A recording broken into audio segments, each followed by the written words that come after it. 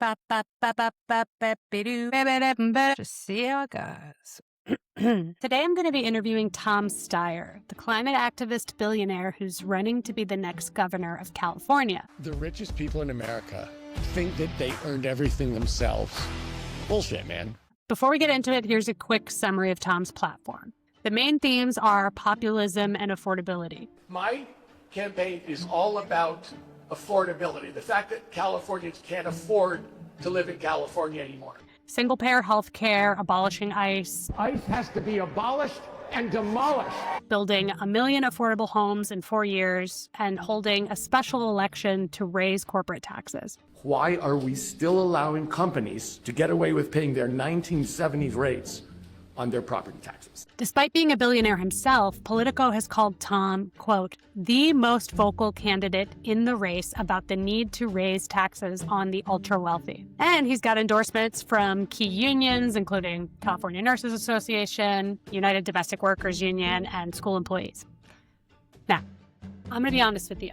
I've got no problem with Tom's platform, but one of the reasons I'm interviewing him is that I am skeptical of the idea that a billionaire can be trusted to solve major structural problems of wealth inequality and climate chaos.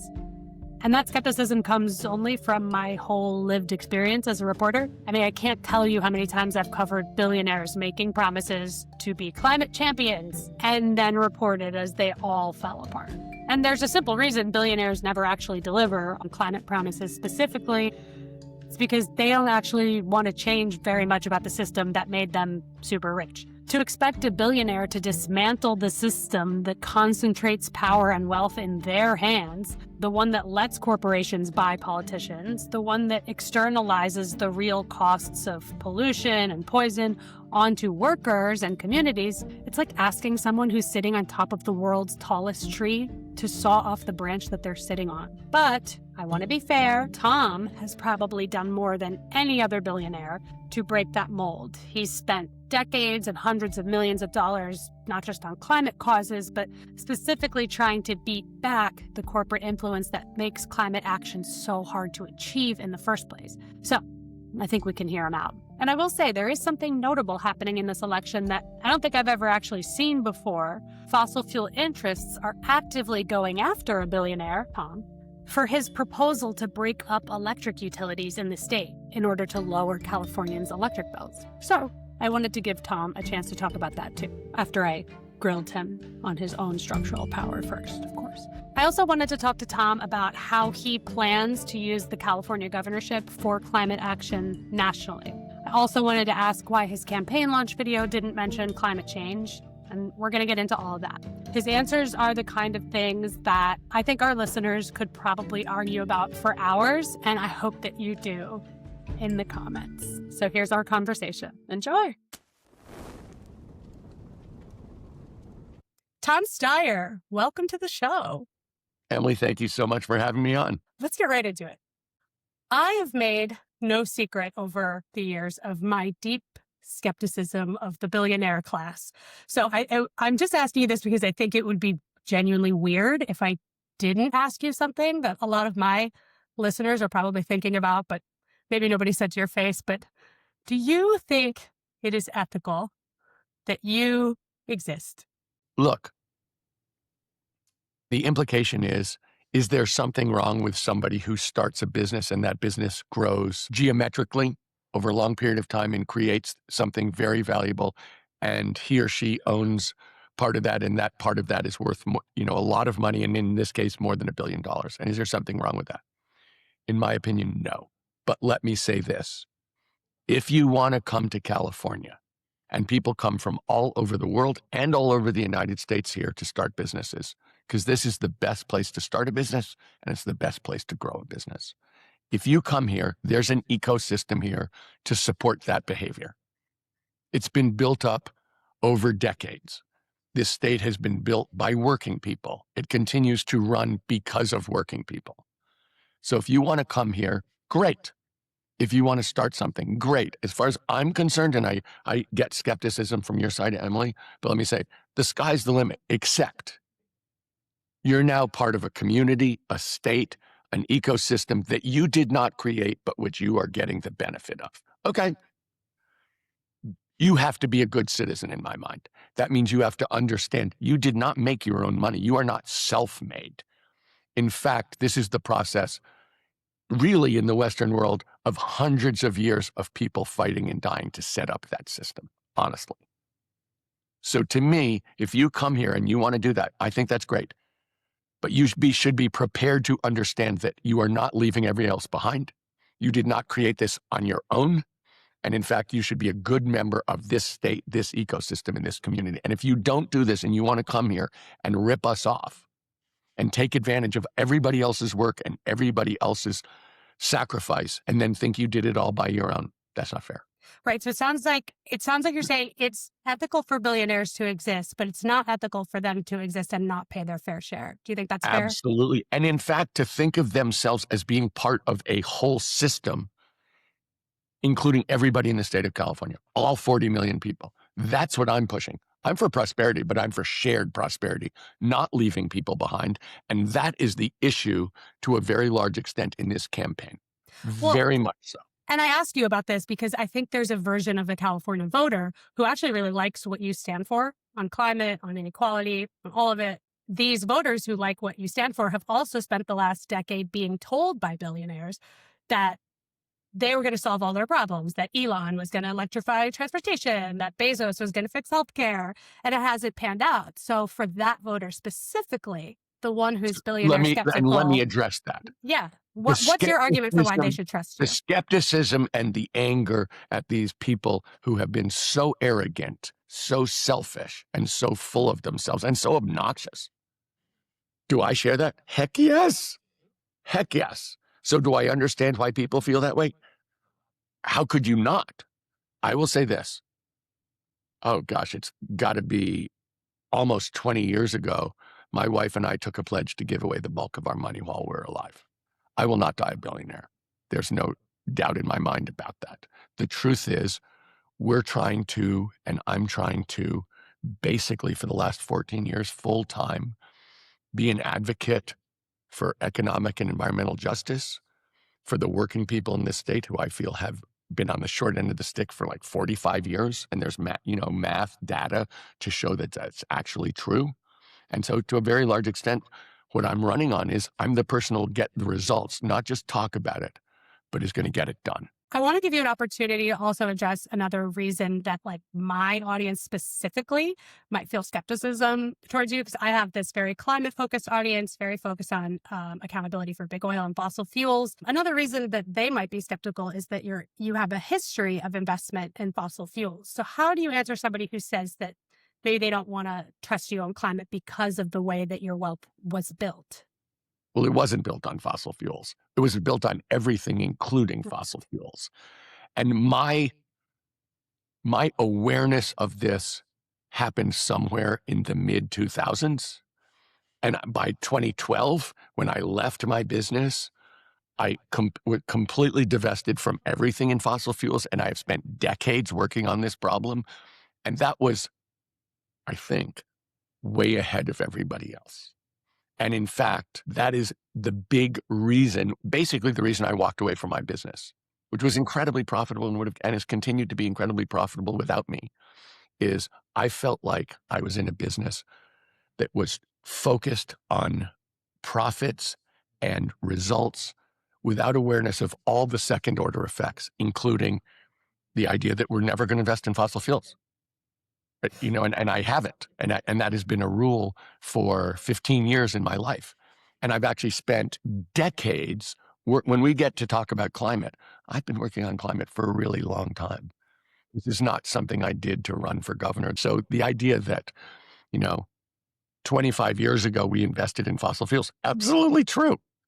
But the point is, I really had a kind of a conversion in terms of understanding what was going on And I went from being somebody who was blithely investing in everything in the economy to, oh, no, no, no, no, that's not okay.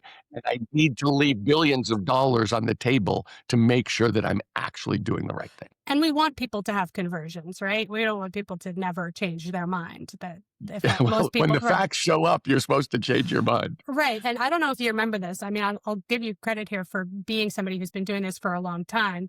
Back in 2014, I think, I was a very 24-year-old reporter. You went on a trip to the Canadian tar sands to talk to the people. Oh, God, I remember that Yes. so clearly. The people affected by the indigenous communities affected by tar sands development, because that was really the time of the Keystone XL pipeline. And Which I was strongly fighting against, and which we did stop. And there was an extra spot in your plane. And so Was that you? That was me, the reporter that came with you. Oh to my report on God, that. Yep. Emily, that was such an epic trip for me. It was crazy. It was a trip that made me fall in love with climate and environmental reporting, getting to talk to these communities that are affected downstream by Oh my God, oil that development. was so amazing. Because if you'll remember, I went really to see what it looked like so people couldn't say you're just some jerk running his mouth who doesn't know what he's talking about. So I went up there and it looked like the mountains of the moon. And they were creating a massive amount of runoff after they'd mined and refined the oil from the ground, from the dirt. And they put it in these tailing ponds that had gravel on the bottom, so it went right into the water system. All of the toxicity that in this slurry that they were dumping there went right into the water system, and it was a cancer cluster. So all of the First Nations people had cancer because every fish, every deer, every drop of water they had included massive amounts of toxicity. That was I was like, oh my God. It was these conversations that we were having about their way of life that were being taken away from them, like their hunting and their fishing, because of the environmental pollution from these tailings ponds. I remember we were talking to somebody who was saying that fishing was not only a source of sustenance to them, but, like their way of life and the thing that they want the culture that they want to pass down to their kids. He was getting teared up talking about how he couldn't do that anymore for sustenance, at least. It was so painful. It was very to painful. See, because it's sort of funny. I went to Alaska in 2006 to see what the land and the animals and the birds and the fish looked like before Europeans showed up. And we went there. We saw this devastation of what happened when industry showed up and completely devastated the people who had been living there. I mean, I could go into all the heartbreaking aspects. We should get back to your campaign, but I did want to give you, my personal experience that we have both been here. I mean, at least for me, 10 years, for you, probably longer. But I do have one more question on this billionaire section. I promise we will get to That's your okay. No, proposal. listen, these are absolutely fair questions, and I'm not defensive about it. Right. I basically had a conversion experience, and I'm glad it happened. It was necessary for it to happen, and I took a different path. Yes. And so, to be clear, you did divest your investment portfolio from fossil fuels a while ago, and you've spent a lot of your accumulated wealth on climate causes. At the same time, though, it's my understanding that an investment portfolio of your size is still massively carbon intensive, no matter the level of fossil fuel exposure. I was reading this 2022 report from Oxfam, which I'm happy to share with you. It's found that the average billionaire's investment portfolio generates around 3 million tons of CO2 a year, which is over 300 times greater than what comes from private jets and yachts, which is what most people think of when they think of billionaire carbon emissions. Can I address this? Yeah, no, I just wanted to know if you know the carbon intensity of your investment portfolio. Well, let me say this. I started an investment business called Galvanize Climate Solutions, which is totally focused on the transition from fossil fuels to clean energy. That is 100% the opposite of what you're talking about, which is technologies and businesses that are enabling us to get to net zero. So when you say the typical billionaire, let's be clear, I'm not the typical billionaire.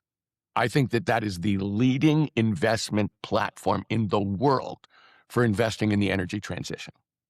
And that is something that we do in multiple verticals to say, look, This is business. And this is what I want to talk to you about, Emily, is basically saying the economics are dramatically behind the transition. The transition is happening because, as I wrote in a book called Cheaper, Faster, Better, How We Win the Climate War, it's better for people right now. Clean energy is cheaper. EVs are faster. All of these things are better. And we're not asking people to eat their gruel and sacrifice. We're saying it's here right now. And you should be, we want to make people aware and be able to make the logical choice, which is this is just a better deal. And it's going to continue to get increasingly differential. Fossil fuels are just a loser. So in answer to your question, I don't think that's true of my portfolio, because my portfolio is focused actually on the technologies of moving us away from fossil fuels and away from emissions and to a net zero world. Would you be open, or have you ever done an audit of the carbon intensity of your profile? Would you consider Well, I think doing that one? look, if this is the bulk of my portfolio, this has to be dramatically negative. I mean, we're not just investing in the technologies to reduce emissions. We're investing in the technologies to enable sequestration at the gigaton level this decade. I think it's a good transition talking about solar and fossil fuels to start talking about another powerful class that also deserves scrutiny: electric utilities, and your proposal surrounding them. Californians are paying some of the highest electricity rates in the country. The three major investor-owned utilities have raised rates between 80 and 110% over the last decade. You're promising to cut California's electricity bills by 25% by breaking up the utility monopolies, PG&E, Southern California Edison, and SDG&E. So I want to give you the chance to make that case directly to our listeners, because it is a bold promise. How does your proposal actually work? So I'm going to answer that, but let me just say about whether it's a bold promise. Californians pay twice as much for electricity as the average of the rest of the country.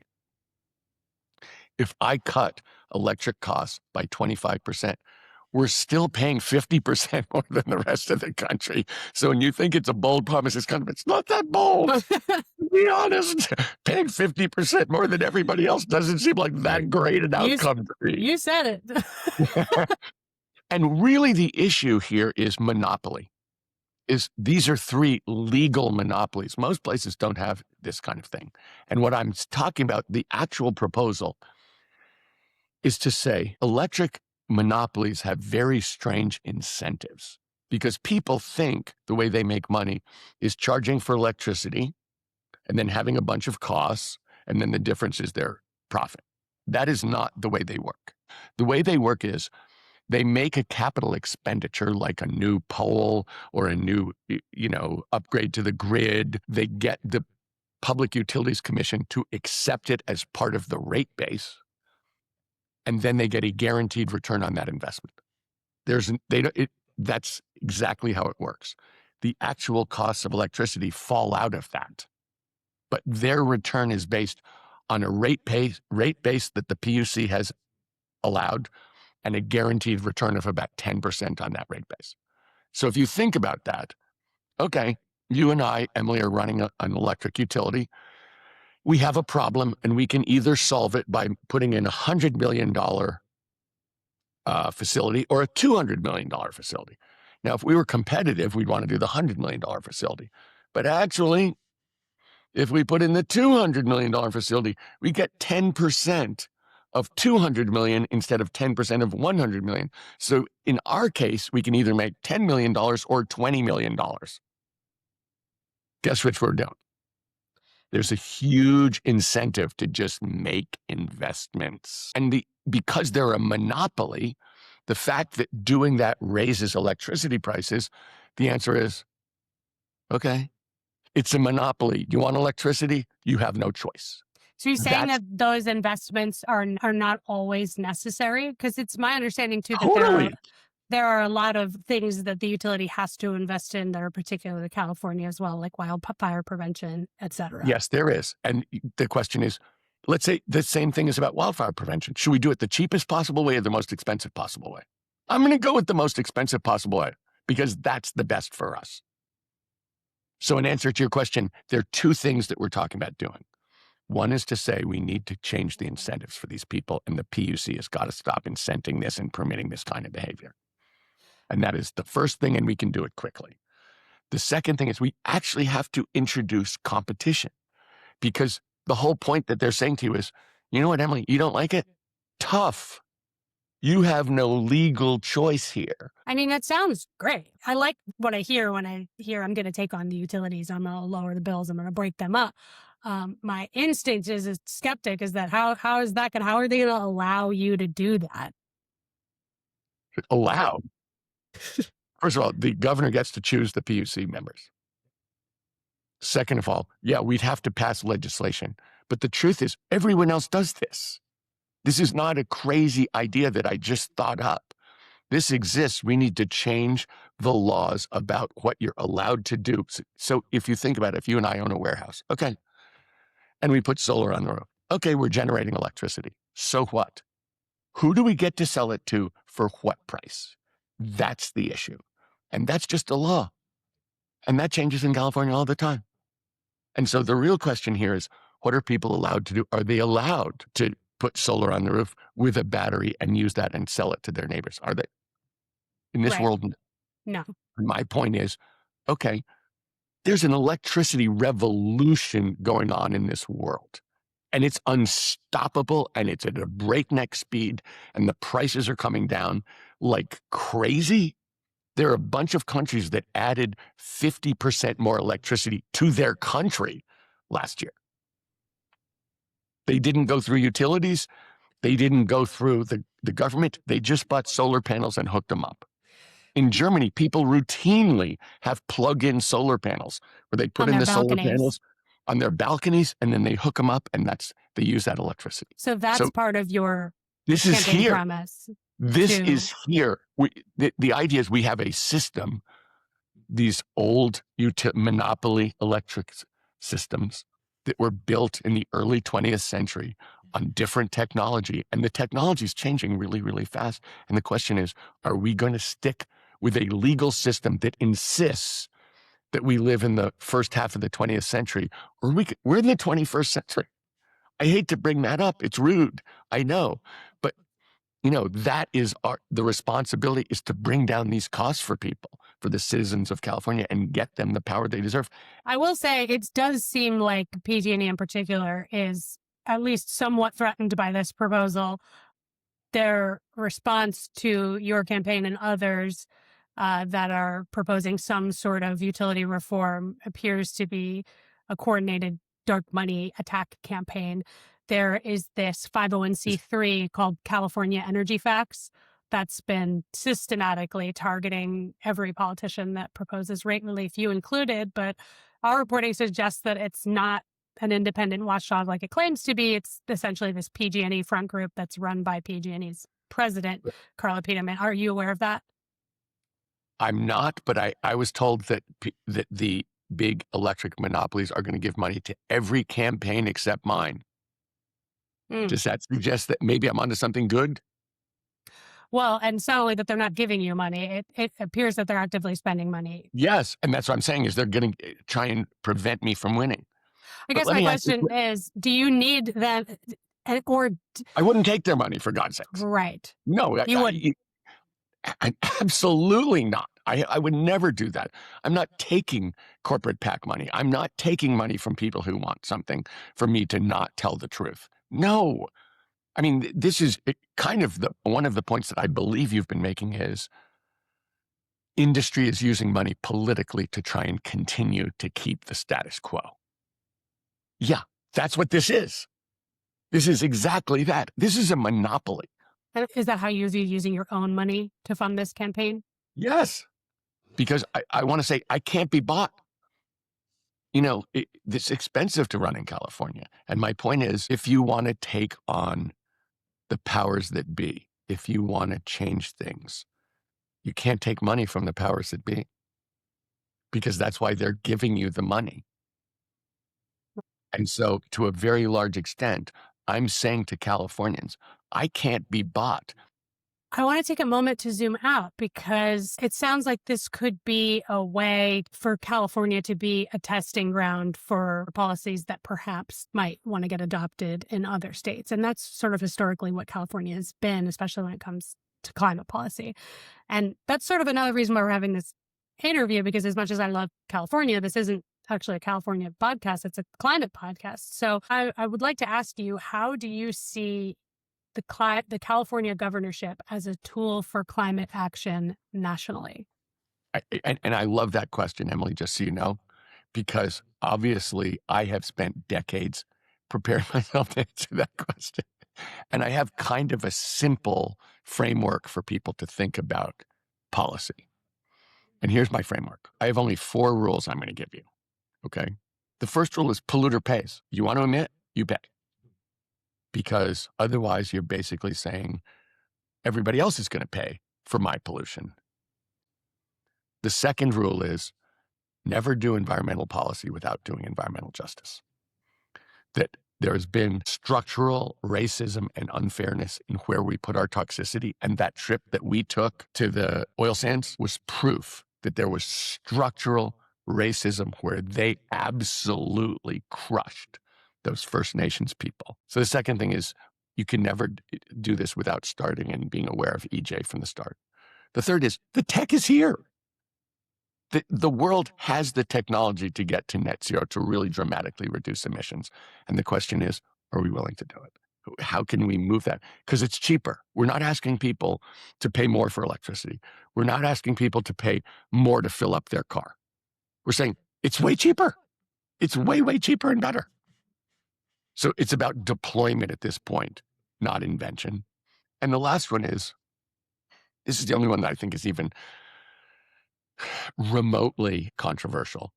I'm a huge believer in natural world sequestration, that we can use photosynthesis, Mother Nature's gift to us, to sequester in multiple technologies, gigatons. So if, just for the people listening, the rule has been that we need to get there something like 42 billion tons of CO2 emissions in a year. And that number, people give different numbers, but just assume that's vaguely right.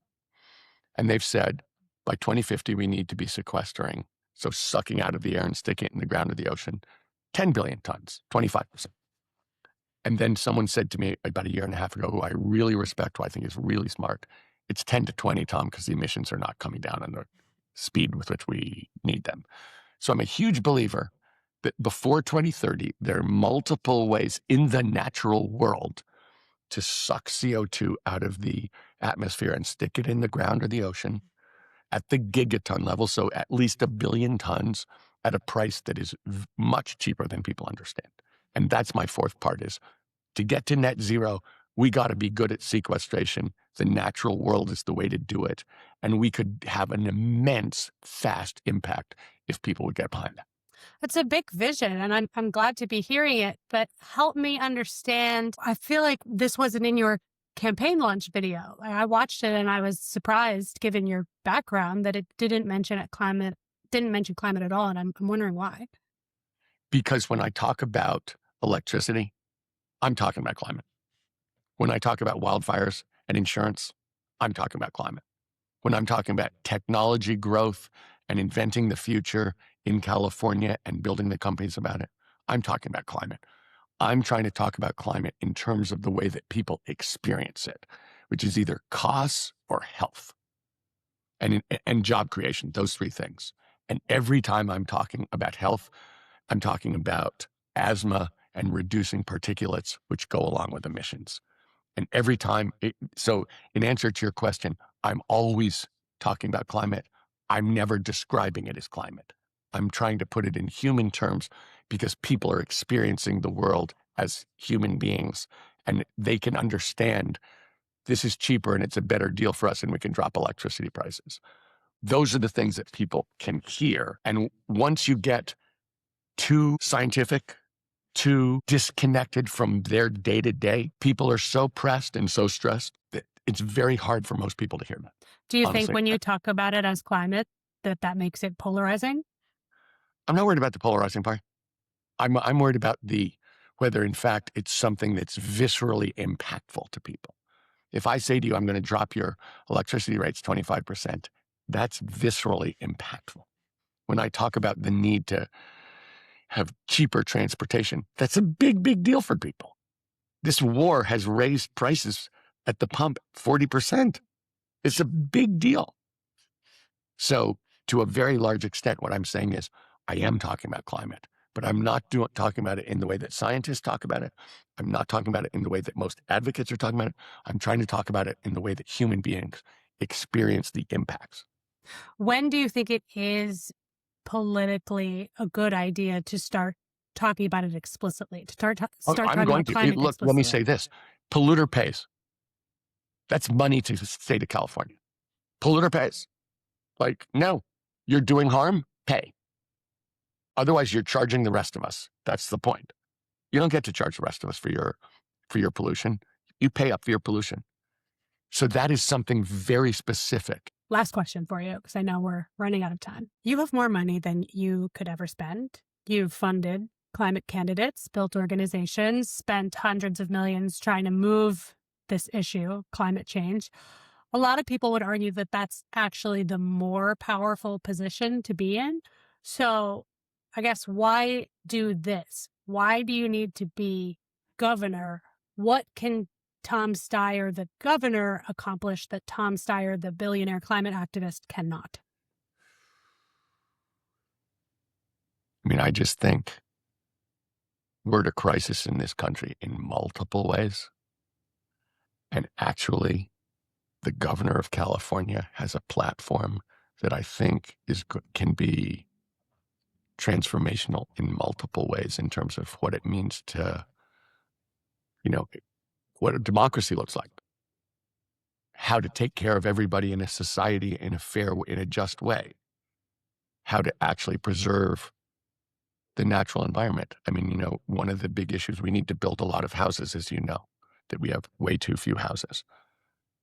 That's a climate issue. How you zone, where you put them, whether you continue to sprawl out, which involves a lot of transportation, which involves cutting down, basically getting rid of natural space and turning it into suburban space. That's a climate issue. And so in every one of these, I feel like there is a platform here at a critical time in America in multiple ways, at a critical time in climate. I mean, we haven't gone into, I'm sure your show has gone into where we are in terms of the heating of the planet and in terms of biodiversity, but it's pretty hard not to see this as a critical time. And if you listen to Jim Hansen, and I'm sure you're familiar with his predictions, the predictions are that the heating will increase much more quickly than people have expected, and that we're going to a place much sooner than anyone had thought. And so to a very large extent, when you say, do I think that this has more impact than I could possibly have as an independent activist? Honestly, I do think it does. No joke, Emily. Is it one of those things where you're like, it's just easier if I do it myself? Sometimes when you're like, oh, should I hire someone or should I fund someone to do this? And you're just like, no, it's easier if I just do it. Well, let me ask you a question. If there were someone doing this and saying what I'm saying, would I be happy to support them? Yes. This is not an ego trip. I don't think I'm doing this all by myself. I think I want to be part of a group of people, which clearly includes you and your listeners, making changes that are necessary to actually get the outcomes that are necessary. I want to be part of an army solving this. I don't want to be, I have no illusion that any person is going to solve this. I want to be part of a coalition of people making good decisions, pushing society forward and protecting our future. Well, Tom, I think we've run up to the end of our time together. Is there anything else I haven't asked you about that you? No, I really appreciate what you're doing, though, Emily. Let me end this by saying this. I very much appreciate the time you've taken to work on this, to build your audience, to bring the information to people. I think in the political, I've said we're killing it in terms of the engineering, scientific, technology world. The physical world, we're in a very bad trajectory. But the place where we really need to do better is in the political and communications world. So I very much value what you're doing. I very much value what your listeners, your audience represents. And I'm a big fan, honestly. Flattery will get you everywhere, Tom. Well, thank you so much. Thank you for engaging with the tough questions. And My pleasure. yeah, have a great rest of your day. You too. All right, friends, that's it for today's episode. Unless you want to hear me and my producer, Tracy Wolf, give a rapid reaction / analysis to the interview. Tracy and I recorded a 10 to 15 minute conversation just right after the interview with Tom was over, just giving our off-the-cuff, unfiltered thoughts. That's actually one of my favorite parts of the whole episode, to be honest. That interview is reserved only for our paid subscriber community, since they're the only ones that are keeping this operation up and running. As always, we are a 100% independent, reader-funded operation. No ads, no sponsors, no billionaire owners. So, if you want to become a paid subscriber, get extra content, and be part of the community that makes independent climate journalism possible, head over to our Substack at heated.world and follow the subscribe buttons. And if you're on YouTube right now, don't forget to like and subscribe as well. Until next time, bye!